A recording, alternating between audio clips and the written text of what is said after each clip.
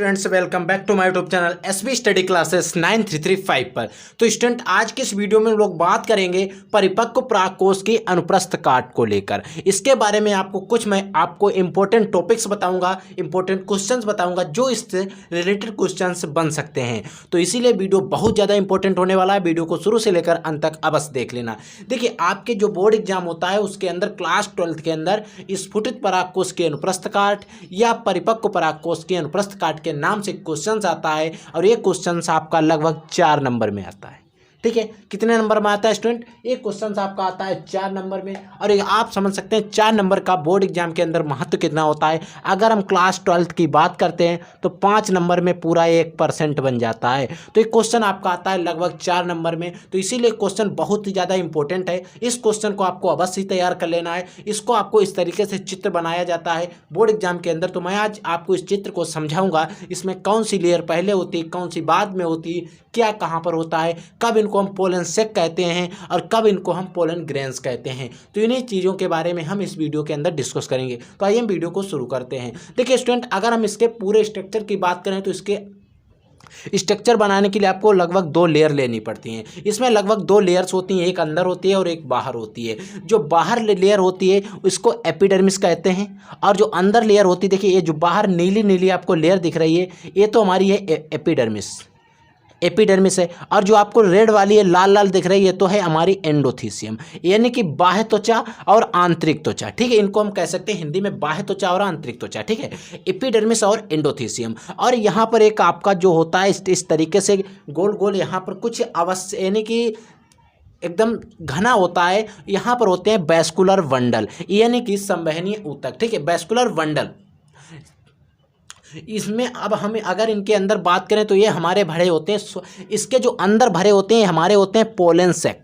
इसके देखिए आपको इनको परागकण अभी नहीं कहना है, यानी कि पोलन ग्रेन्स नहीं कहना है, क्योंकि इसके अंदर जो भरे होते हैं ये हमारे पोलन सेक्स होते हैं। क्या होते हैं? पोलन सेक होते हैं। और एक होता क्या है, जब परिपक्व लघु बीजाणुधानी जो होती है फट जाती है, उस समय क्या होता है, परिपक्व परागकोश जब फट जाता है तो क्या होते हैं, जो विकर्ण बाहर निकल आते हैं, देखिए आपको ये बाहर दिख रहे हैं, इन्हीं को पोलन ग्रेन्स यानी कि परागकण कहते हैं, ना कि इनको परागकण कहते हैं। होते परागकण हैं, अगर इनको कहना चाहें तो कह सकते हैं, लेकिन जब ये बाहर निकलते हैं तभी हम इनको परागकण कहते हैं, हमारे लिए अच्छी बात होती है। और अगर ये अंदर हैं तो इनको हम पोलन सेक कह सकते हैं। क्या स्टूडेंट?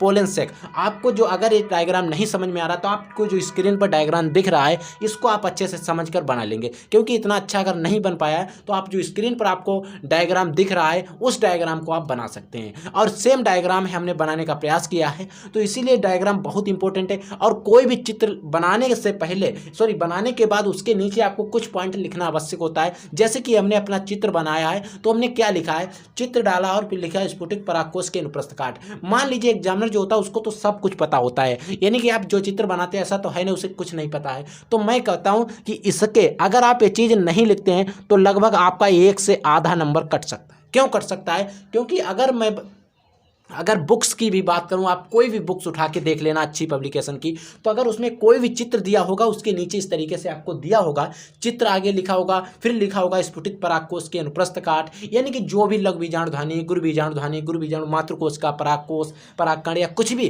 XYZ कुछ भी चित्र हो सकता है, उसके बारे में चित्र क्या किसका चित्र है वो चीज़ जरूर नीचे लिखी होगी, यानी कि मेंशन जरूर की गई होगी।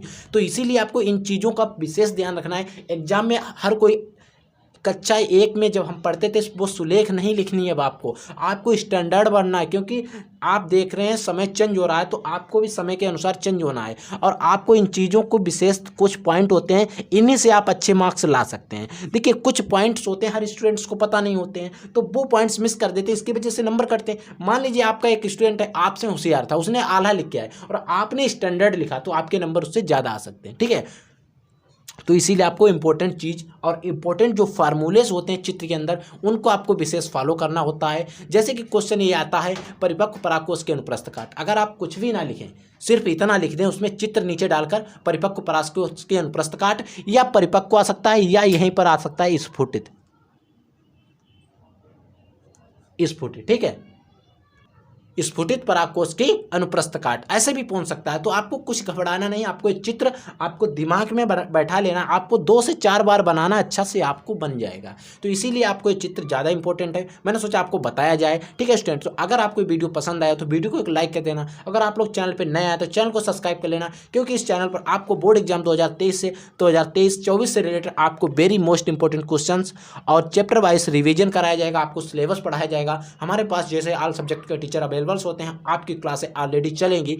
जिस तरीके से मैंने 2023 के बोर्ड एग्जाम में, आप देख सकते हैं चैनल पे जाकर कितना अच्छा बच्चों ने परफॉर्मेंस किया है और अच्छे से अच्छे मार्क्स भी हासिल किए हैं। तो आप भी तैयारी करके अच्छे से अच्छे मार्क्स ला सकते हैं। तो आज के लिए इस तरह ही। जय हिंद, वंदे मातरम।